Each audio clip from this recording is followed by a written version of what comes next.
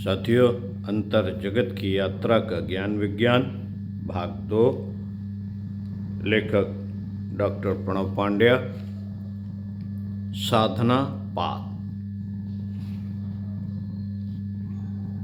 साधन पाद पढ़कर सुनाएंगे। आइए, पिछले अंतर जगत की यात्रा का ज्ञान विज्ञान भाग 1 के क्रम को आगे बढ़ाते हुए आपको पढ़कर सुनाते हैं। अंतर्वाणी। अंतर यात्रा का ज्ञान विज्ञान विरले सौभाग्यशाली साधकों को सद्गुरु की कृपा से मिलता है। विरल सौभाग्य मुझे युग ऋषि परम पूज्य गुरुदेव के सानिध्य में उन्हीं की कृपा व अनुग्रह से मिला। अपने जीवन के अनेक वर्ष मैंने अंतर यात्रा के इस प्रकाश पथ पर चलते और उसके विलक्षण व अलौकिक अनुभवों को बटोरते हुए बिताए। अब समय इन अलौकिक आध्यात्मिक अनुभवों के वितरण का आया। इसी क्रम में अंतर यात्रा के ज्ञान विज्ञान का प्रथम भाग प्रकाशित किया गया था, जिसकी सर्वत्र समान रूप से सराहना की गई। अंतर यात्रा के पथिकों, अध्यात्म विद्या के जिज्ञासुओं, योग साधकों एवं योग के विद्यार्थियों ने इसे भाव भरे हृदय से स्वीकारा व लाभान्वित हुए।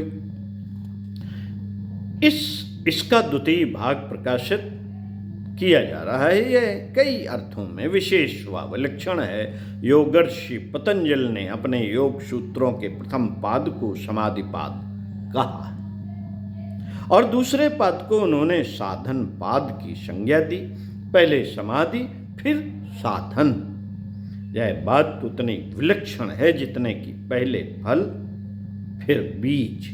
संत कबीर की ही भांति महर्षि पतंजल भी उल्टी भाषा के मर्मज्ञ हैं। दरअसल यह भाषा की उलटफेर नहीं, गुरुओं के निराले ढंग हैं। योग मूर्ति परम पूज्य गुरुदेव अपनी वार्ताओं में कहा करते थे कि गुरु शिष्य को पहले लक्ष्य दिखाता है, फिर साधना का मार्ग बताता है। समाधि और साधन का संयोग भी कुछ ऐसा ही है। समाधि लक्ष्य तो साधन पथ। लक्ष्य के बिना पथ का कोई अर्थ नहीं और पथ भी लक्ष्य को पाकर ही पूर्ण होता है। योग का लक्ष्य चित्त का संपूर्णतया निरोध है। इस निरोध अवस्था के अलग अलग चरणों में समाधि की अलग अलग अवस्थाएं फलती हैं। सविकल्प एवं निर्विकल्प के अलग अलग रूप प्रकट होते हैं।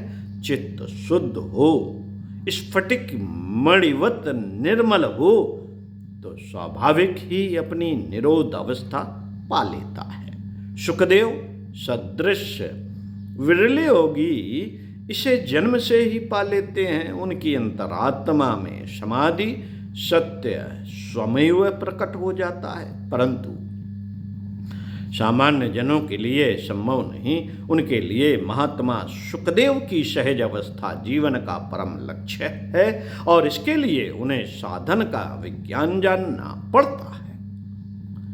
साधन का विज्ञान जानना पड़ता है, इसके प्रयोग एवं अनुभूतियों से गुजरना पड़ता है। ये साधनाएं साधक के चित्त की अवस्थाओं के अनुरूप निर्देशित की जाती हैं। समाधि लक्ष्य के लिए साधन पथ पर चलना ही पड़ता है। कुसंस्कार जितने कठोर होते हैं, साधना उतनी ही कठिन होती है, परंतु इस कठिन राह पर चले बिना मंजिल भी तो नहीं है। क्लेशों का नाश हुए बिना विवेक ज्ञान भी तो नहीं है। यह वह सत्य है जिसे युगों से हजारों लाखों साधक अनुभव करते आए हैं। यह वह विज्ञान है जिसका प्रयोग करने वालों ने अध्यात्म सत्य का निष्कर्ष पाया है। यह तथ्य कल भी सच था, आज भी सच है और कल भी रहेगा। यह साधन क्या है?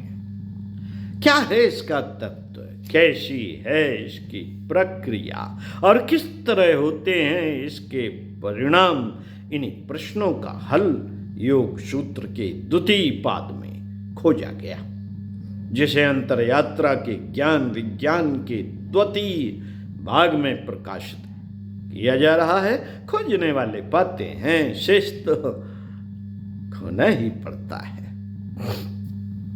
मित्रों, कबीर कहते हैं, जिन खोजा तिन पाइया। महात्मा ईशा कहते हैं, द्वार खटखटाओ और वह खुलेगा। यह खोजना और खटखटाना ही तो साधना है, जो सरलतम है और जटिलतम भी। यह अति सहज है और अति कठिन भी। निर्भर करता है कि साधक की मनोभूमि पर जो श्रद्धावान है, अपने गुरु के सच्चे भक्त हैं, उनके लिए राय के कांटे भी फूल बन जाते हैं। सवाल स्वयं से पूछें, क्या अंतःकरण साधना का पथिक बनने के लिए राजी हैं? यदि अंतस में प्रफुल्लता भरी हाँ की अनुगूंज उठती है, तो अंतर यात्रा के द्वितीय द्वार में स्वागत के वंदन वार सजे हैं। जो साधक हैं, उनके लिए अनुभूतियों का नया लोक प्रतीक्षा में है। जो शिष्य हैं, भक्त हैं, उन्हें भाव भरे अनुदान मिलने वाले हैं। करना बस इतना ही है कि बस चलना है अंतर यात्रा की अंतरधारा के साथ। इस साथ साथ चलने से मेरे सभी अनुभव आपके अपने हो जाएंगे। फिर स्वयं ही आप में महर्षि पतंजलि एवं परम पूज्य गुरुदेव के द्वारा प्रवर्तित एवं सम्मिलित योग साधना की प्रक्रिया एवं अनुभवों का अध्यात्म लोक प्रकट होने लगेगा। आश्वनी नवरात्रि में लिखा गया है, डॉक्टर प्रणव पांड्या। साथियों, इसी को पुस्तक को आपको निरंतर कोशिश करेंगे कि आपको एक वीडियो मिलता रहे। मिलते हैं अगले वीडियो में चेतना के एक नूतन रहस्य का उद्घाटन हो।